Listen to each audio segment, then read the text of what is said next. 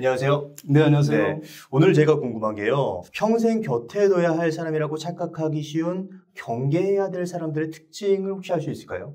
자꾸 이렇게 가르치려고 드는 사람, 나한테. 너 그렇게 하지 마. 이렇게 해야 돼. 왜 그렇게 생각을 해? 왜 그렇게 느껴? 이렇게 해야지. 그건 네가 잘못된 거야. 그렇게 생각하지 마. 그러니까 자꾸 이제 충고하고 조언하고 더 나아가면 이제 자기 말대로 하지 않으면 굉장히 이제 그런 것 때문에 이제 불쾌하고. 그래서 어떻게 보면 내 마음을 좀 더 받아주기보다는 내 마음을 자꾸 이렇게 바꾸려고 하는 사람들이 이제 주변에 있는데 우리는 흔히 그런 사람들을 대할 때 한편은 좀 기분이 상할 수 있죠. 저 사람이 내 말을 잘 공감해주고 이렇게 받아주기보다는 바꾸려고 하고 가르치려고 하기 때문에 뭔가 그런 부분에서 불편함을 느끼지만 또 한편으로는 어떤 마음이 좀 드냐면 저 사람이 또 나를 위해 주는 것 같은 느낌이 들거든요. 또 실제로 그 사람도 그렇게 얘기를 하죠. 예. 다 너를 위해서 그렇게 얘기하는 거라고 이제 얘기를 하기 때문에 실제로 이제 관계에서 많은 사람들이 그렇게 이제 자기 자신에 대해서 뭔가 통제를 하려고 하거나 마음을 바꾸려고 하는 사람들에게 점차적으로 이제 의존하게 되는 경우가 좀 많이 있죠. 그래서 저는 이제 건강한 관계가 뭐냐? 건강한 관계는 나도 있고 너도 있고 우리도 있잖아요. 그러니까 정말 좋은 관계라는 건 사실 우리도 커지지만 내 자신이 뭔가 발전하고 있다는 이런 느낌이 들어야지 이게 쭉 오래가고 발전적인 관계가 될 수 있죠. 근데 자꾸 너는 그렇게 생각한 게 잘못됐고 충고를 하고 조언을 하고 비판을 하고 이런 사람들은 결국 나를 계속 위축하게 만드는 거거든요. 결국 나중에는 이제 내 자신에 대한 판단이나 생각조차도 자신이 없어지게 되고 자꾸 그 사람의 판단이나 어떤 의견에 끌려가게 되는 어떤 이런 관계로 가는 건 자기를 퇴보하는 관계로 가기 좀 쉽죠. 그래서 이런 사람들은 저는 좀 경계를 해야 되지 않나 싶습니다. 이게 내가 커지는 게 아니라 상대가 없으면 내가 안 될 것 같은 관계가 결국에 되는 거네요. 그렇죠, 그렇죠. 마치 이 사람이 없으면 나는 뭔가 혼자서 살아갈 수 없을 것 같고 나는 어떤 판단도 잘 못하고 자꾸 문제 있는 사람으로 인식이 되는 거예요. 그 사람은 알게 모르게 그걸 조언이나 충고 형태로 이야기를 하지만 사실은 비난하고 있는 거고 나를 함부로 대하고 있는 거죠. 그럼 이게 조언과 충고가 어떻게 보면 우리가 생각할 때 나를 위해서 해주는 거잖아요. 그런데 이게 독이 된다고 말씀해 주셨는데 나에게 도움이 되는 조언과 충고의 방식은 어떤 방식이 있죠? 그것은 1차적으로는 사실은 내 마음에 대해서 존중하는 어떤 태도가 있어야겠죠. 아까 얘기했던 뭐 조언이나 충고가 다 잘못됐다는 게 아니고요. 예. 그렇다고 하면 사실은 아무 말도 안 해야죠. 근데 다만 먼저 공감하고 이해하는 어떤 태도가 먼저 있어야 되고 그 다음에 조심스럽게 얘기를 해야죠. 내 생각에는 그래도 좀 이렇게 하는 게 좀 낫지 않을까라고 조심스럽게 자기 의견을 제안하는 건 괜찮은데 마치 이렇게 하지 않으면 네가 뭔가 안 될 것처럼 뭔가 이렇게 계속 강요하거나 통제하는 이런 거 어떤 공감이나 이해 없이 바로 이제 이런 조언이나 충고를 들어오게 된다면 올바른 우정이나 어떤 그런 관계라고 보기는 좀 어렵겠죠. 소위 말해서 요즘 얘기하는 가스라이팅. 그렇죠, 그렇죠. 가스라이팅 같은 경우가 대표적이죠. 그런데 우리 주변에 보면 상대가 분명히 싫어요. 그런데도 그 관계를 놓지 못하는 사람들이 있습니다. 실제로 그 상대가 나를 못살게 굴고 괴롭힘에도 불구하고 관계에서 벗어나지 못하는 경우도 있는 것 같거든요. 그건 왜 그런 걸까요? 그만큼 어떻게 보면 우리가 뼛속 깊이 이제 사회적 존재라는 걸 의미하죠. 그래서 헤어지자라고 하는 어떤 그 고통, 이것도 이제 고통이지만 지금 이 사람과 헤어지는 것 자체가 또 더 큰 고통으로 느껴지기 때문에 예. 그나마 이렇게 힘든 관계라도 좀 유지하고 싶은 이런 마음이 좀 들죠. 그래서 특히 이제 어떤 사람들이 이제 그런 경우가 좀 많냐면 내 관심사가 비슷하거나 내가 끌리는 사람을 만나는 게 아니라 예. 나한테 얼마나 잘해주느냐 이제 이걸 가지고 이제 인간관계를 자꾸 이제 시작을 하는 거죠. 굉장히 수동적인 자세. 수동적이죠. 그러니까 이런 분들은 어떤 상호적인 관계를 사실 맺기보다는 좀 약간 의존적인 관계를 좀 맺는 거죠. 그래서 이 사람들은 처음에는 이제 잘해줬기 때문에 그런 이제 의존적인 관계가 깊어지고 나중에는 이제 이 사람들이 자기를 함부로 대하거나 힘들게 하거나 뭐 이렇게 하더라도 자기한테 그래도 기본적으로 잘해주는 것 자체가 있기 때문에 이 관계를 벗어나게 되면 혼자 스스로가 좀 살아가는 게 굉장히 좀 버겁다라고 힘들다라고 좀 느끼기 때문에 이 관계를 좀 벗어나지 못하는 경우가 있고요. 그 다음에 이제 좀 약간 피약적인 어떤 관계를 찾는 사람들이 있습니다. 애착 관계를 좀 더 우리가 좀 볼 필요가 있는데 예를 들면 우리가 이제 어른의 관계는 싫으면 이제 싫다라고 좀 얘기하고 또 좋으면 또 가까이 다가가는데 우리는 기본적으로 이제 접근하거나 회피하는 또 이런 동기를 가지고 있죠. 인간관계도 그렇고요. 근데 아이 때 이 애착 손상이나 애착 외상을 입게 되는 경우에는 사실은 이제 그 가해자가 사실은 양육자이기 때문에 아이 입장에서는 그 관계를 사실은 피할 수가 없잖아요. 그렇죠. 내가 살아남기 위해서는 어떻게 사랑받고 돌봄을 받아야 되기 때문에 내가 그 사람을 미워하고 두려워하고 힘들지만 그 사람에게 다가갈 수밖에 없는 거죠, 아이들은. 근데 아이한테는 이게 엄청난 딜레마입니다. 그래서 이 아이들은 결국 이 딜레마에 벗어나기 위해서 자기 의식을 이제 변형시키죠. 상대가 문제가 있다고 느끼는 게 아니라 내가 문제가 있어서 부모나 그런 이제 첫 대상이 나를 싫어한다라고 느끼고 이제 이렇게 이제 생각을 하게 되고 내 탓을 하게 되죠. 일찍부터. 또 한편은 또 희망적인 얘기예요. 왜냐하면 아이들 입장에서는 내가 달라지면 내가 부모의 말을 잘 들으면 받지 못한 사랑을 다시 받고 내가 괜찮은 사람이 될 거라는 그런 희망이 있죠. 그래서 어떻게든 상대방한테 내가 잘 해주려고 하거나 맞춰주려고 하는 방향 쪽으로 관계를 이제 어릴 때부터 갖게 되죠. 근데 이 어린 시절에 또 이런 관계 자체가 성인의 관계에서 그대로 영향을 미쳐서 자기한테 이제 잘해주는 사람을 만나기보다는 자기한테 잘 못해주는 사람들을 만나고 그 사람들한테 잘 맞춰서 변화시킬 수 있다는 어떤 이런 희망을 가지고 자꾸 이제 그런 힘든 관계를 반복하는 또 이런 사람들이 있고요. 마치 그 상대가 어린 시절의 부모님 같은 역할을. 그렇죠. 그러니까 사실 인간관계는 놀라울 만큼 그런 첫 번째 인간관계의 어떤 패턴들을 성인이 돼서도 반복하는 경우가 좀 많은 것 같고요. 그 다음에 이제 한 가지 좀 더 이야기를 하자면 완벽성을 가지고 있는 사람들도 이제 이렇게 힘든 관계를 벗어나지 못하는 경우가 많은 것 같아요. 완벽성을 가지고 있는데 왜 벗어나지 못하죠? 그러니까 이제 예를 든다면 뭐 좋은 사람 컴플렉스를 가지고 있는 분들. 이런 분들도 이제 사실 이제 어릴 때 부모님들의 불화가 너무 심해서 나는 이제 나중에 다른 사람한테 상처 주면 안 된다. 이제 이런 생각들을 하는 사람들이 있죠. 그래서 사실 어느 정도 사귀어보다가 싫으면 헤어져야 된다. 이제 이렇게 얘기를 해야 되는데 자기는 상처 주면 안 되는 사람이죠. 나는 좋은 사람이어야 되고 그래서 그런 말들을 먼저 얘기를 할 수가 없죠. 근데 이제 얘기를 안 한다고 해서 좋은 사람으로 계속 남게 될까요? 시간이 지나면 지날수록 결국 나는 나대로 계속 힘들어지고 상대방은 상대방대로 계속 힘들어지겠죠. 그래서 어떻게 보면 상처 주지 않으려는 어떤 그런 의도 때문에 결국 나중에는 더 큰 상처를 주게 되는 경우가 너무 많죠. 특히 연애 관계에서는요. 이게 굉장히 좀 안타까운 게 어떻게 보면 어린 시절에 다 형성된 거잖아요. 나는 이미 그 형성된 채로 성장을 했고 그렇다면 이런 인간관계 패턴을 바꿀 수 있나요?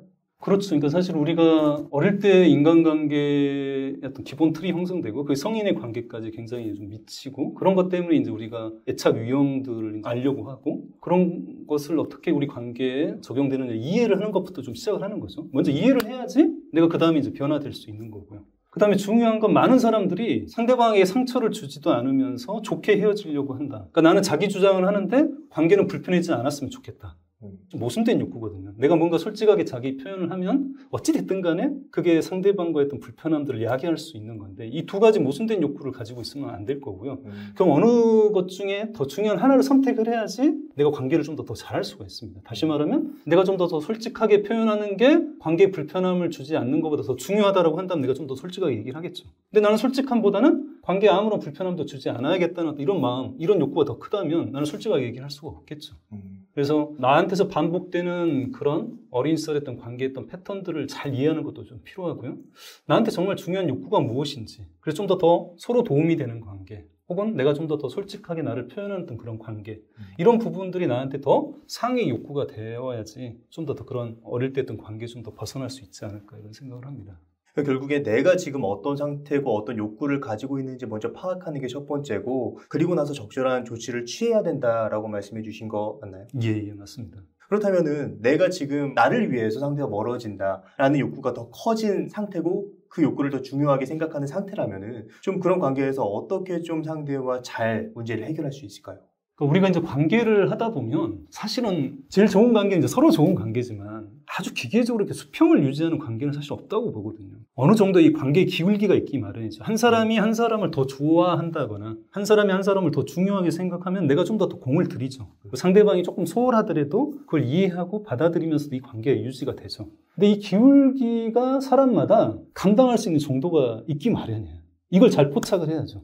내가 감당할 수 있는 거 이상을 이제 넘어가게 되면 이제 그때부터는 관계가 이제 허우적거리고 굉장히 고통스럽죠. 그래서 관계에 있었던 변화가 필요할 때가 분명히 있어요. 그래서 그건 이제 우리 마음을 좀 잘 살필 필요가 있죠. 저는 이제 한 3가지 정도 신호가 있다고 생각하는데 하나는 이제 피해의식이에요.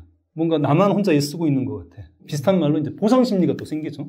그 다음에 이제 이런 부분들이 잘 해결이 안 되면 결국은 분노가 이제 일어나게 되죠. 그래서 이 3가지 마음이 자꾸 이제 일어나게 되면 이미 본인이 감당할 수 없는 정도의 기울기가 지금 기울어졌다라고 사실 받아들여야 돼요. 관계의 기울기가. 그렇죠. 이건 본인이 감당할 수 없는 수준에 와 있고 어떤 식으로도 관계가 변화해야 돼요. 근데 많은 분들이 이럴 때 요즘 말로 이제 손절하려고 하는 경우가 있죠. 관계를 이제 끊는 경우가 있는데 사실은 상대방은 이렇게 힘들어하는지 모를 수 있거든요. 손절이라는 건 가장 이제 최후의 방법이라고 생각을 하고요. 손절 전에 필요할 것은 대화죠. 결국 이 관계의 기울기가 이제 기울어져 있기 때문에 이걸 복원하기 위한 표현들이 필요하죠. 그것은 감정을 이렇게 드러내는 어떤 표현이라기보다는 내가 원하는, 상대방한테 원하는 욕구를 표현하는 이런 대화가 중요합니다. 그러니까 많은 분들이 의도하고 표현을 일치하지 못하게 되는 경우가 많아요. 그러니까 예를 들면 상대방한테 너는 왜 이렇게 이기적이야? 너는 왜 너밖에 몰라? 이렇게 이제 얘기를 한다라고 한다면 내 의도가 상대방이 이기적인 사람이라고 낙인 찍히고 싶은 어떤 의도라고 한다면 내 의도하고 표현은 일치가 된 거죠. 나는 그걸 낙인 찍고 싶었으니까. 그렇죠. 근데 내 의도가 상대방을 나쁜 사람이라고 규정 짓는 게 의도가 아니라 좀 더 서로가 서로를 배려하는 좀 더 좋은 관계가 되는 이걸 원한다고 한다면 넌 진짜 이기적이야. 넌 진짜 너밖에 몰라. 이렇게 얘기를 하면 안 되죠. 그렇죠. 내가 원하는 것은 좀 더 상호적인 관계, 나도 내가 너를 배려해 주는 것처럼 너도 나를 배려를 해줬으면 좋겠다. 이제 이런 부분이죠. 그래서 상황은 좀 다를 수 있죠. 예를 든다면 늘 상대방이 편한 시간에 상대방이 편한 장소에서만 나를 이렇게 만나려고만 한다면 지난번에 내가 너한테 맞춰줬으니까 이번에 만날 때는 네가 좀 나한테 맞춰줘. 이렇게 이제 이야기하는 거. 결국은 대화가 참 중요한데 이 대화에 있어서 많은 분들이 내 의도나 목적 이 부분을 자꾸 놓치는 경우가 많아요. 감정을 너무 앞서는. 근데 늘 의도하고 목적을 한번 생각을 하고 그걸 이제 표현을 좀 해보는 게 저는 필요하다고 보고요. 그렇게 이제 이야기를 했는데 상대방이 이제 그렇게 바뀌면 다행이죠. 예. 그러면 이 사람은 나를 어느 정도 배려하는 사람이라고 봐야죠. 물론 이게 이제 열에 10번 다 갑자기 바뀔 수는 없어요. 상대방이 가지고 있는 어떤 패턴이 있기 때문에 열에 두세 번이라도 뭔가 바뀌려고 하거나 뭔가 나는 연락을 하는데 이 친구는 뭐 답장을 잘 안 했다면 어느 순간부터 먼저 나한테 연락을 하거나 이렇게 어느 정도 좀 이런 부분이 변화가 일어나면 그래도 나를 이제 배려하는 거죠. 내가 마음이 상했다는 걸 좀 더 알고 조심하고. 근데 상대방이 이야기를 해도 전혀 그런 게 뭐 여러 번 이야기를 해도 달라지지 않거나 뭐 어떤 친구는 이렇게 얘기하는 친구들도 있을 수 있죠. 내가 너한테 언제 그렇게 해달라고 그랬어? 이제 이런 식으로 이제 나오는 친구가 있다면 어떤 사람이 있다면 우리는 이제 이 관계를 좀 재고를 해봐야죠. 그래서 저는 손절이 답이라고 이렇게 생각하시기 전에 좀 더 내가 가지고 있는 의도나 목적을 충분히 상대방한테 여러 번 전달들을 좀 하는 게 인간관계에서 꼭 필요하다고 생각이 좀 듭니다. 그렇게까지 했는데도 상대가 나를 계속 배려하지 않고 관계가 계속 기울어진 채로 진행이 된다면 그때는 멀어지는 것도 하나의 방법일 수 있겠다. 그렇죠.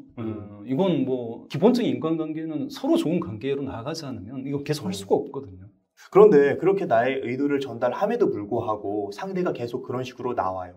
하지만 상대는 나와 끊어질 수 없는 관계. 예를 들어서 부모님이나 아니면 직장 상사 이런 관계라면 좀 어떻게 할 수 있을까요? 그렇죠. 사실은 이제 자식 때문에 굉장히 속 썩는 부모님도 많지만 제가 이제 상담을 해보면 부모님 때문에 너무 또 힘들어하는 자녀분들이 많아요. 예. 관계를 끊기 어렵잖아요. 그렇죠. 그리고 또 소홀하기가 좀 어렵고 또 그럴 때마다 많은 사람들이 굉장히 좀 죄책감을 느끼죠. 나를 위해서 지금까지 이렇게 또 해주신 분들이니까 어떻게든 또 해드려야 된다라고 자꾸 이제 생각을 하게 되는데 문제는 결국은 저는 이제 좋은 도움과 나쁜 도움을 좀 구분해야 된다고 생각이 들어요. 그러니까 우리는 어떤 돕고 보살피고 상대방을 배려하고 이런 것도 다 좋은 거라고 생각하잖아요. 예. 근데 사실은 좋은 배려도 있지만 좋지 못한 배려도 있거든요. 그게 어떤 거죠? 예를 들면 상대방은 나를 위해서 배려를 해줬는데 나는 굉장히 그거에 대해서 오지랖이라고 느끼고 간섭이라고 느끼고 통제라고 느낄 수 있잖아요. 그렇죠? 나한테 좀 더 원하는 걸 물어보고 원하는 것을 해주면 좋지만 자꾸 상대방이 뭔가를 주고 그것을 좋아하라고 얘기하는 것은 사실 그건 배려라기보다는 강요일 수밖에 없죠. 그러니까 도움도 우리는 자꾸 이게 좋은 거라고 생각하지만 안 좋은 도움도 있습니다. 예를 들면 이제 중독자들 보면 개인적인 질환이라고 생각하지만 그렇지 않아요. 중독이라는 게 굉장히 가족 질환이거든요. 예. 예를 들면 알코올 중독자라고 한다면 알코올 중독자가 저지르는 많은 문제들이 있어요. 그럼 그 문제들을 알코올 중독자 스스로가 해결을 해야 되는데 이 사람들은 해결을 안 하죠. 직장도 안 나가버리고 막 카드빚도 써버리고 막 이제 이렇게 하는데 그럼 그걸 누가 해결을 해주겠습니까? 가족이. 그렇죠. 그러니까 가족들이 너 때문에 못 살아 하지만 계속 그 사람이 해결하지 못한 문제들을 다 거짓말도 해가고 뭐 직장에 전화해가지고 아프다라고 뭐 거짓말하고 막 이런 식으로 대신 이렇게 뒷감당을 해주니까 중독자의 문제는 더 심화되고 계속 자기한테 의지하게 부모한테나 어떤 배우자한테 의지하게 됨으로써 그 사람도 결국 나중에는 지쳐 쓰러지게 되는 이런 도움은 사실 굉장히 해로운 도움이죠. 근데 이런 도움들이 너무 많아요. 대한민국의 부모와 자녀의 관계도 사실은 그런 경우가 얼마나 많습니까? 자녀들을 위해서 부모들이 희생하고 헌신하지만 그게 이제 건강한 독립으로 나가는 게 아니라 점점 우존이 돼서 지금 대한민국 심각한 문제죠. 30대, 40대가 됐는데도 캥거루족이라고 얘기를 하죠. 이런 경우도 이제 있을 수 있고요. 그래서 아까 말씀을 드렸던 부모님을 도와드리는 건 참 좋아요. 도와주는 건 인간적인 도리고 아름다운 마음인데 다만 이 도움이 상대방이 스스로가 문제를 해결해 나갈 수 있도록 문제 해결에 도움이 돼가고 있는지를 살펴봐야 되고 그런 방향으로 도움을 주고 있다면 이건 좋은 도움이고요. 오히려 상대방 문제를 점점 더 심화시키고 있고 나한테 자꾸 의지하게끔 만드는 도움이라고 한다면 이건 사실 해로운 도움이죠. 상대를 위해서나 나 자신을 위해서나. 너무 이분법적으로 도움이라는 건 좋은 거다 이렇게 생각하지 마시고요. 이런 이제 부모와의 관계라고 하더라도 부모의 문제를 좀 더 심화시켜 나가는 거라고 한다면 스스로가 선을 둘 필요가 있습니다. 그래서 사실은 부모는 자식이 스스로가 부모 걱정하지 말고 잘 살아갈 수 있도록 사실 하는 게 사실 부모의 역할이고요. 나중에 이제 부모 스스로가 자기를 돌볼 수 없을 만큼 아프거나 병들었을 때는 당연히 이제 자녀의 어떤 도움을 받아야 되지만 내가 할 수 있는 것과 할 수 없는 것을 사실 좀 구분하고 부모님한테 얘기를 해야죠. 어느 정도까지 선을 정하고 어떤 기간을 정하고 그렇게 해 나가야 되고 아까 얘기했던 것처럼 점차적으로 부모님의 문제가 심각해지는 상황이라고 한다면 좀 더 선을 철저하게 좀 지켜야죠. 오히려 그런 상황이 심각해질 때 더욱더 선을 강화해야 된다. 그렇죠. 마지막으로 지금 관계 때문에 힘들어하고 계시는 분들을 위해서 한 말씀 해주신다면?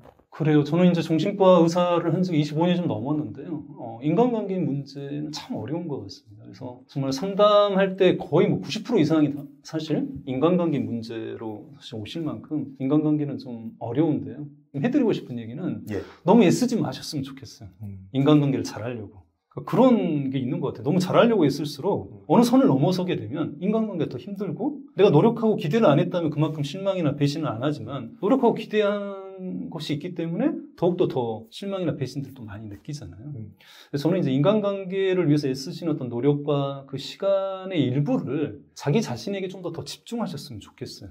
어디에 집중하느냐? 내 자신의 어떤 개성, 내 자신의 취향, 내 자신의 관심사에 대해서 좀 더 발견을 하고 그것들을 좀 더 발달을 시키면 이게 인간관계나 자기 세계를 만들어내는 데 굉장히 중요합니다. 다시 말하면 요즘에 이제 자기다움 굉장히 강조하잖아요. 자기다움이라는 게 너무 추상적으로 이제 접근하고 있는데 말 그대로 내가 좋아하는 거, 내가 잘하는 거, 내가 관심 있는 것들을 찾고 그것들을 더 심화시켜 나가면 그게 이제 자기다워지는 거고 자기 개성이 생기는 거고 자기 취향이 생기는 거고 자기 세계가 만들어지는 거죠. 그리고 이렇게 자기 세계가 만들어지면 저절로 어떤 향기가 납니다. 그 사람만의 색깔을 갖추게 되고 그 사람만의 향이 있기 때문에 저절로 그 관심사나 취향과 비슷한 사람끼리 노력하지 않아도 자연스럽게 어울려져요. 특별히 인간관계를 하려고 애쓰지 않더라도 이렇게 인간관계가 확장되기도 하고 더 나아가서 나 자신의 어떤 세계도 더 풍요로워지고 나다움도 갖춰지기 때문에 이거야말로 이제 자기다움과 어울림의 어떤 그런 균형들을 맞춰줄 수 있는 거죠. 소심하고 좀 내향적인 성격을 가지신 분들 너무 이렇게 억지로 외향적으로 막 바꾸려고 하시거나 다른 사람한테 자꾸 이렇게 잘해줌으로써 어떤 인간관계를 잘 하려고 하시는데 그러다 보니까 더 지치고 힘드신데 그런 분들일수록 저는 좀 더 자기 취향과 관심사를 좀 찾고 개발하는 데 좀 더 노력을 하시면 좀 인간관계 많은 문제들이 좀 풀릴 수 있다라고 생각이 좀 듭니다. 그래서 자기 세계가 건강하지 않으면 이 자기와 관계의 균형이 형성되지 않거든요. 관계에 집착을 하게 되고 이렇게 빠져들기 때문에 이 자기 세계를 좀 잘 발달시키는 게 저는 좀 중요한 과제이지 않을까 싶습니다. 네. 오늘은 문효한 선생님을 모시고 인간관계에서 내 곁에 있지만 경계하고 조심해야 될 사람의 특징에 대해서 알아봤습니다. 그리고 정확하게 그런 사람들과 선을 긋고 나다운 나 자신을 발전시키기 위한 방법에 대한 이야기를 들었습니다. 그럼 오늘의 심리학은 여기까지 하도록 하겠습니다. 좋은 말씀 해주셔서 감사합니다.